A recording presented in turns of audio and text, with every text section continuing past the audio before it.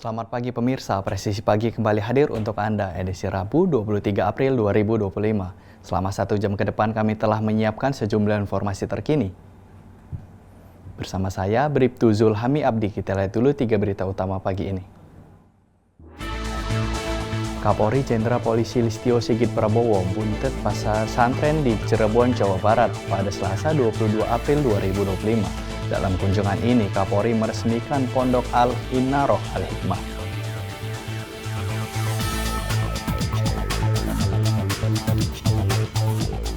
Polda Sulawesi Tengah kembali mengungkap puluhan kilogram narkotika jenis sabu di Jalan Trans Sulawesi Kelurahan Watu Sampu, Kota Palu, Sulawesi Tengah pada Senin 21 April 2025 dini hari.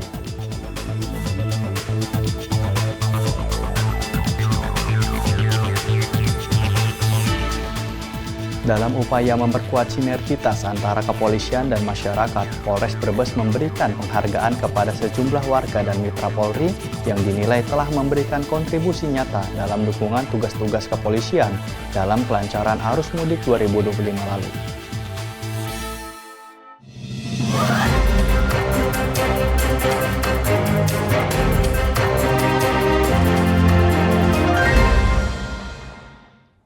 Di informasi pertama pemirsa, 3 orang remaja harus dilarikan ke rumah sakit usai dianiaya kelompok lainnya di kawasan Pasar Cumkok, Kota Bogor.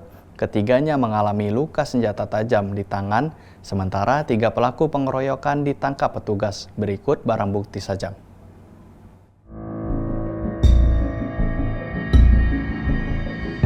Aparat kepolisian dari jajaran Polsek Bogor Tengah menangkap para pelaku penganiayaan di rumah di kawasan Pasar Cumpok, Kota Bogor, Provinsi Jawa Barat.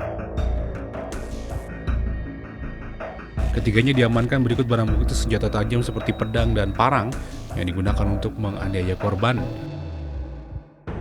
Sebelumnya, 3 orang remaja ditemukan warga dalam kondisi terkapar di jalanan dengan luka bacokan. Hasil pemeriksaan dari pihak kepolisian, ketiga korban dianiaya para pelaku setelah terlibat perselisihan di media sosial.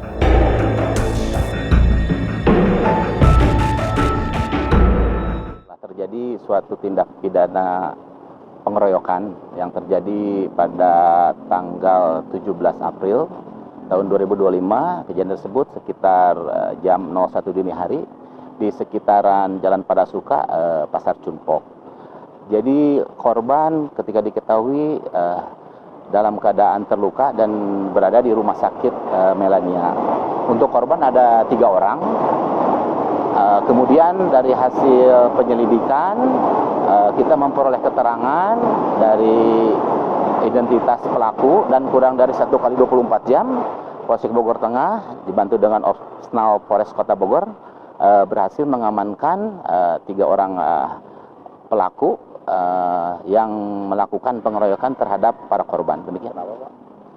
Dari hasil keterangan pelaku dan korban setelah disinkronkan bahwa kejadian tersebut berawal ketika salah satu korban membuat janji melalui DM di Instagram untuk melakukan perkelahian antar kelompok yang kemudian dibuatlah suatu tempat yang dijadikan untuk perkelahian tersebut, yaitu di TKP. Namun ketika kejadian pihak korban yang datang ke TKP yang menjadi korban akibat perkelahian tersebut. Ada berapa korban dalam peristiwa itu? Untuk korban sendiri ada 3 orang. Salah satunya sekarang masih dirawat di rumah sakit PMI karena dirujuk dari rumah sakit Melania, dan untuk 2 orang lagi sudah kembali ke rumahnya. Mereka alami luka di bagian apa aja? Untuk salah satu korban yang dirawat di rumah sakit PMI, yang bersangkutan mengalami luka bacok pada kepala, perut sebelah kanan, pinggang kanan, dan dada. Untuk 1 orang korban mengalami luka bacok pada kepala, dan 1 orang korban lagi mengalami luka patah pada tangan kiri. Untuk barang bukti yang berhasil kita amankan ketika kita mengamankan pelaku, 1 buah parang dan 1 buah pedang pendek. Mereka atas perbuatannya terancam hukuman apa, Pak? Untuk pasal yang diterapkan oleh kami yaitu pasal 170 ayat 2 dengan ancaman hukuman 9 tahun penjara.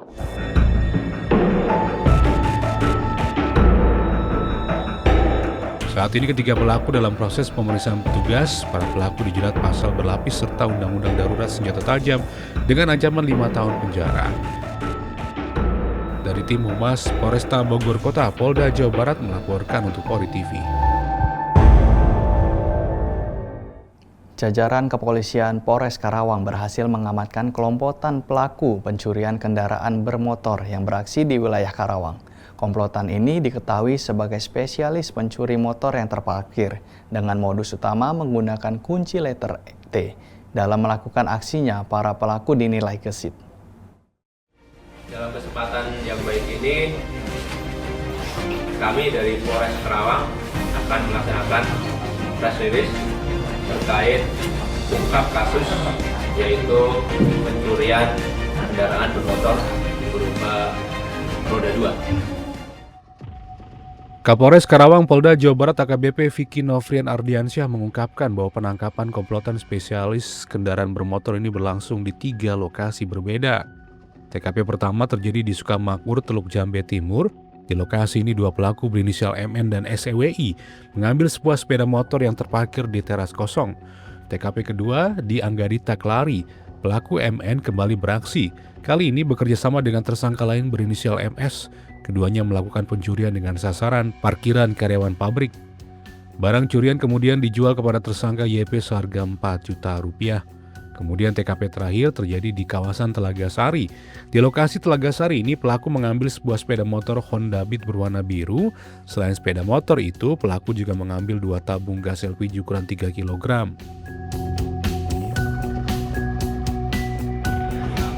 Saat itu ada motor berupa Honda Beat warna biru. Selain motor, si pelaku ini juga mengambil ada 2 buah tabung gas LPG yang 3 kg. Untuk yang TKP di Telaga Sari ini, kejadiannya pada waktu malam hari dan motor terparkir di teras rumah, sementara kunci motor masih terpasang. Jadi si pelaku melihat ada motor yang sangat mudah untuk diambil, sehingga mereka ambil dan kemudian langsung dijual kepada penadah, nilainya 1.200.000. Para pelaku diancam dengan hukuman maksimal 7 tahun penjara, sementara para penadah dijerat dengan hukuman 4 tahun penjara.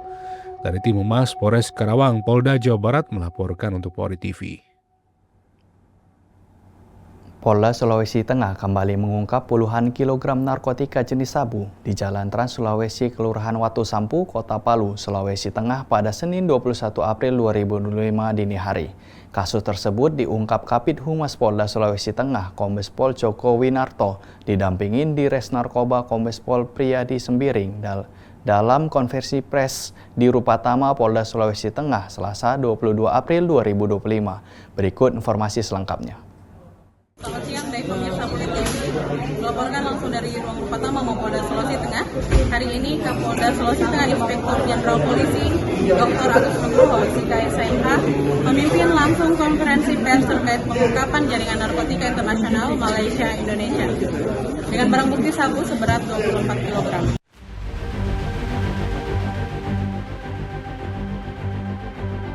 Kabid Humas Polda Sulawesi Tengah Kombes Pol Joko Winartono menyebut pengungkapan sabu 20 kg ini merupakan hasil pengembangan penangkapan 4 kg sabu di Watu Sampu Palu pada 8 April 2025 lalu. Dari keterangan MZ yang merupakan tersangka 4 kg sabu, jajaran Ditres Narkoba Polda Sulteng kembali mengungkap sabu sebanyak 20 kg dengan tersangka AM berusia 38 tahun, warga Silae Palu, dan tersangka RO, 45 tahun, warga Perumnas Balaroa Palu.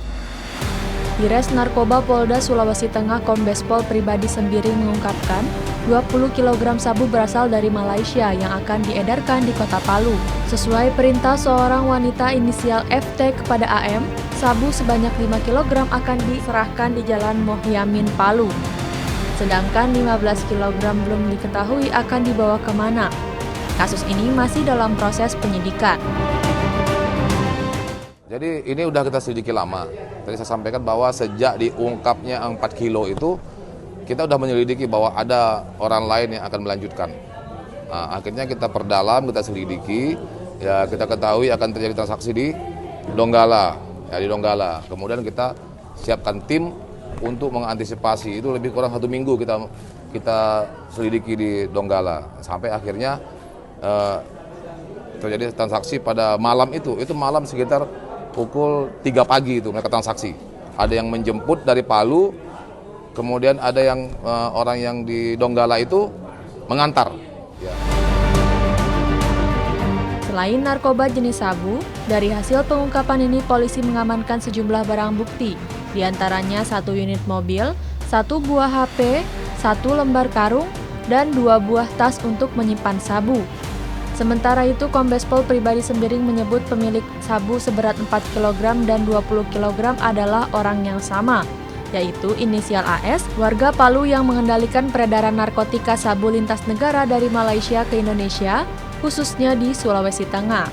Hingga saat ini AS masih dalam pengejaran polisi. Kita razia dan kita tangkap di Watu Sampu. Kita kejar untuk kita ikuti. Akhirnya kita tangkap di Watu Sampu. Gitu. Jadi mereka ini kalau dari hasil pemeriksaan, mereka ini memang dari awal memang pemakai memang. Mereka pemakai. Pemakai dan dari awal memang mereka pengedar kecil-kecilan lah. Sampai akhirnya jadi besar begini. Gitu. Jadi besar. Dari pengungkapan sebelumnya, ya, itu langsung oleh si AS ini, ya, dari Malaysia dikendalikan kepada tersangka yang 4 kilo.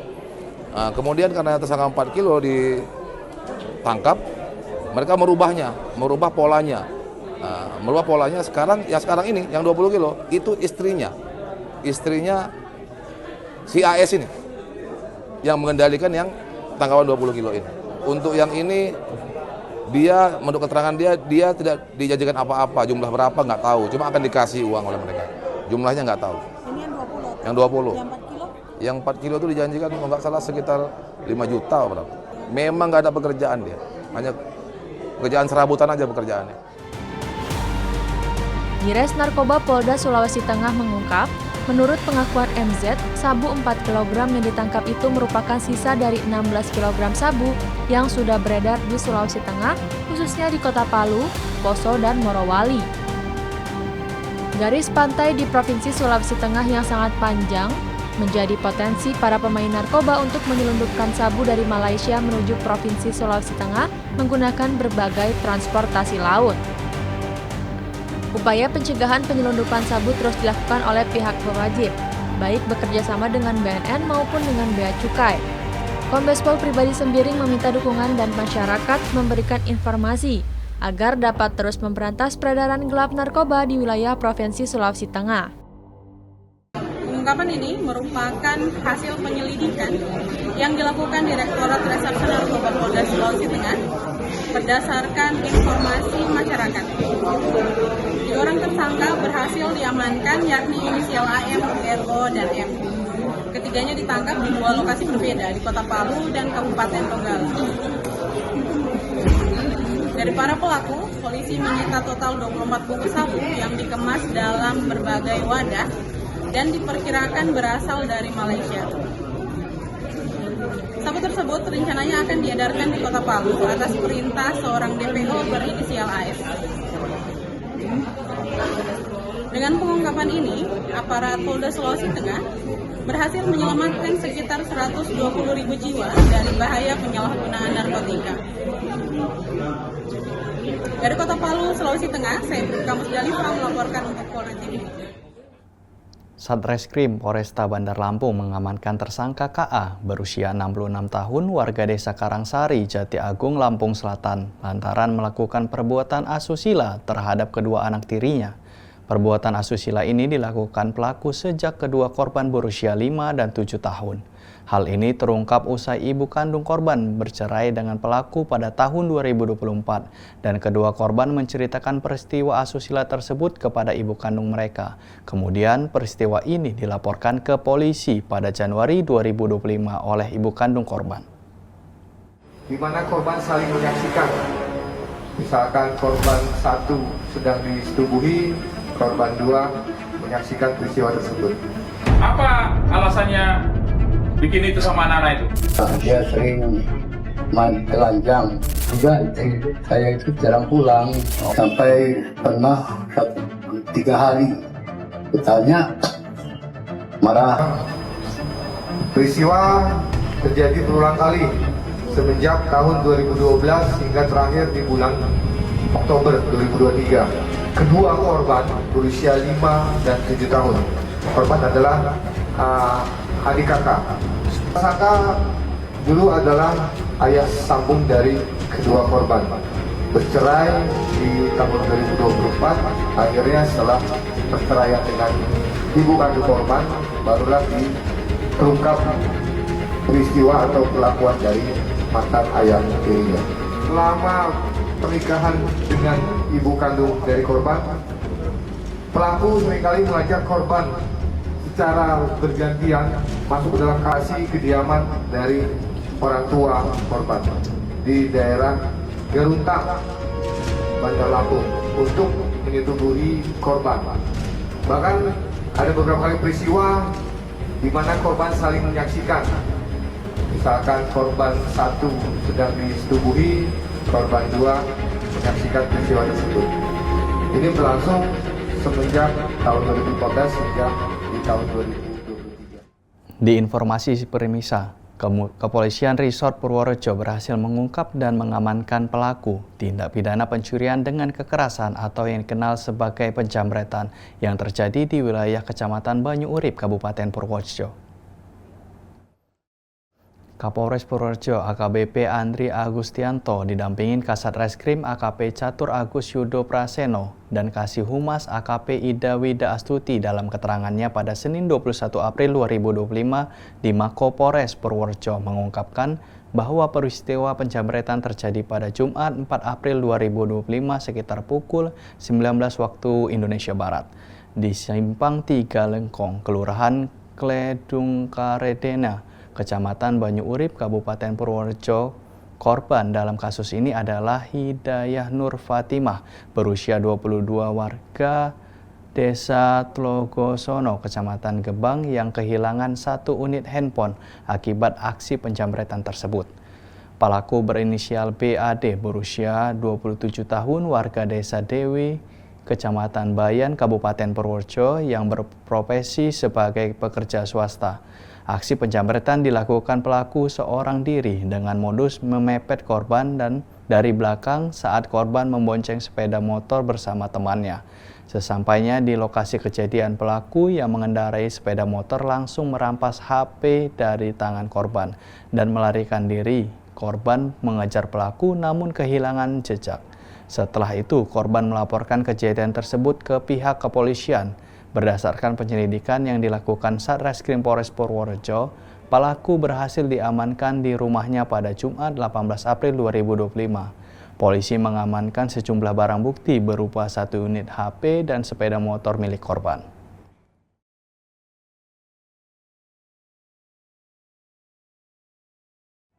Polri bersama dengan Kejaksaan Negeri Kabupaten Tegal, Jawa Tengah memusnahkan barang bukti dari 32 perkara tindak pidana umum selama triwulan 1 tahun 2025, berlokasi di halaman belakang kantor Kejaksaan pada Selasa 22 April 2025.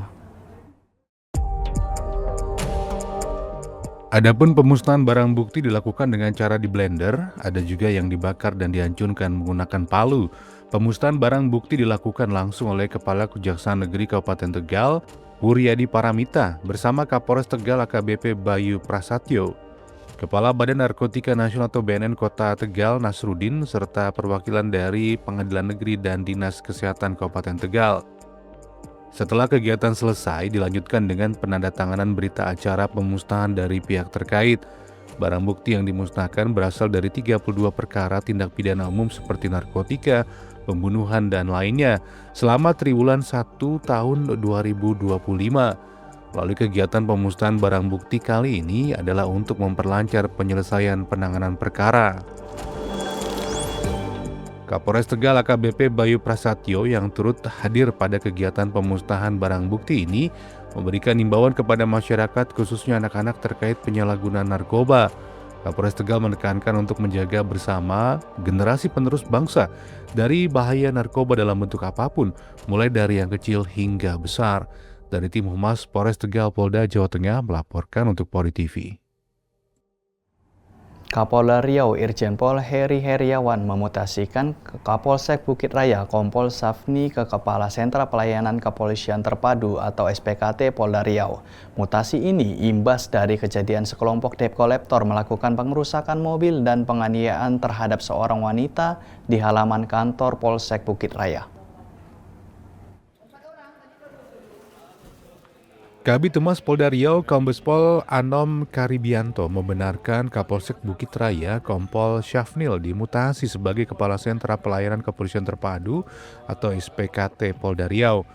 Mutasi jabatan Kapolsek Bukit Raya merupakan imbas dari peristiwa sekelompok debt collector yang melakukan pengerusakan mobil dan pengeroyokan terhadap seorang wanita bernama Ramadhani Putri. Aksi ini dilakukan di halaman kantor Polsek Bukit Raya pada Minggu dini hari sekitar pukul 00.30 waktu Indonesia Barat.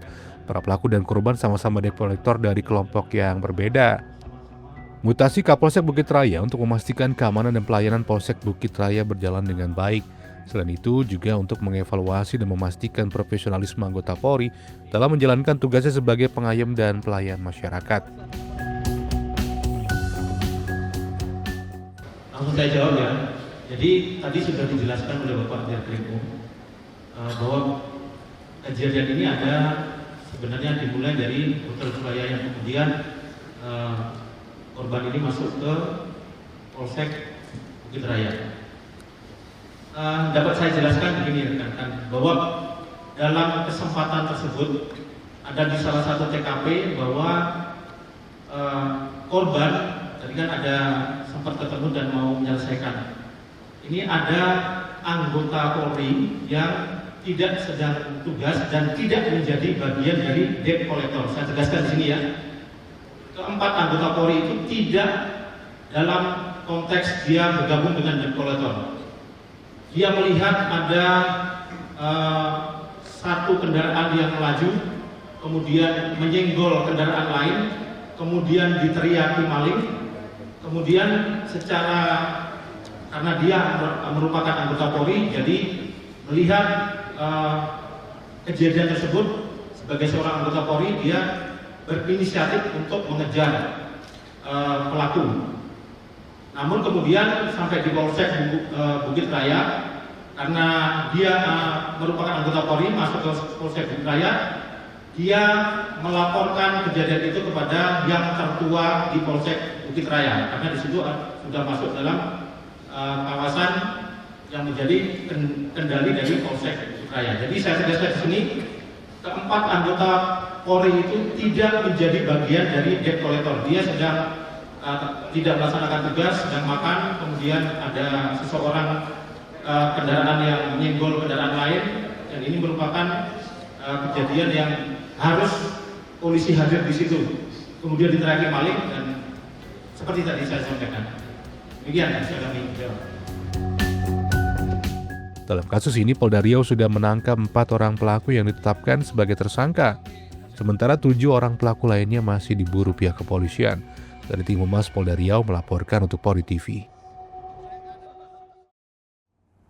Pemirsa, tetaplah bersama kami, Presisi Pagi akan segera kembali.